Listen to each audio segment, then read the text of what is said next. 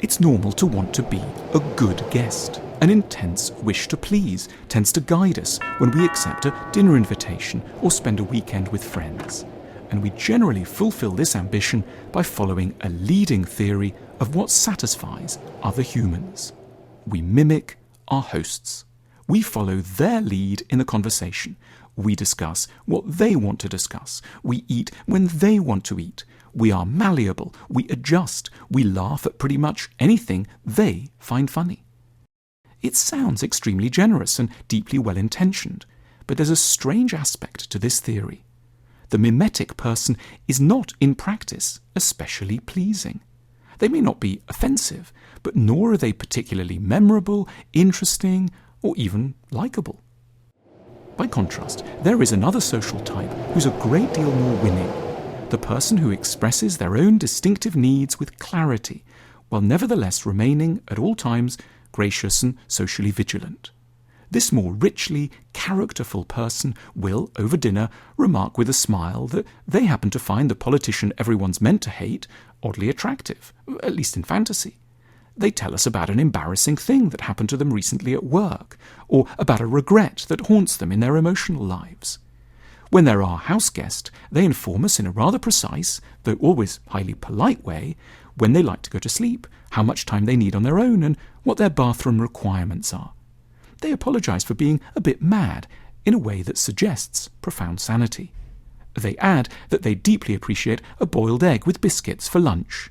They are, in the best way, a bit peculiar. It isn't that the mimetic person harms us. They simply don't reassure or endear us. A key part of what we seek in social contact is a feeling that our eccentricities and less easily mentioned dimensions can find an echo in another person, and yet all we see when we come closer to the conformist guest is our own reflection. What truly charms is the person who manages to possess both the character and politeness. The archetype for this is the endearing 4.5-year-old child. This creature will tell a near stranger their ideas about where squirrels go at night, what they like to put in their sandwiches, and their nickname for their elderly grandfather. We colloquially call this cute, but it's perhaps something more serious than this implies. More pointedly, it's a relief from the customary pressure to standardize human nature and to say nothing that will ever sound too odd or flavored. The small child is reminding us that the variegated surface of every personality, theirs, but by implication ours as well, could be put on display and rather than hurt or offend, simply charm and enliven.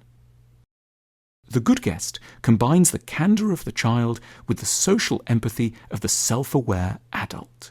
They know how to be that rare and much prized social phenomenon, a lovable eccentric. There is a sad background to the people-pleasing adult who doesn't in the end even please so much. They're generally the outcome of a style of parenting that didn't allow character or originality to show through. They had to hide who they really were for fear of upsetting an angry or vulnerable set of caregivers. We cannot erase the past, but we can cease waging an active war on our characters in public. Our true selves may once have been unwanted, but it's only on the basis of being able to show them now that proper friendships can begin. Being merely polite is in the end an overly low ambition. We have exaggerated how much people like to be imitated and agreed with. It's easy to tolerate such types, but very hard to really love them. To truly please people requires that we dare to show a little bit more of the touching weirdness that lurks within us all.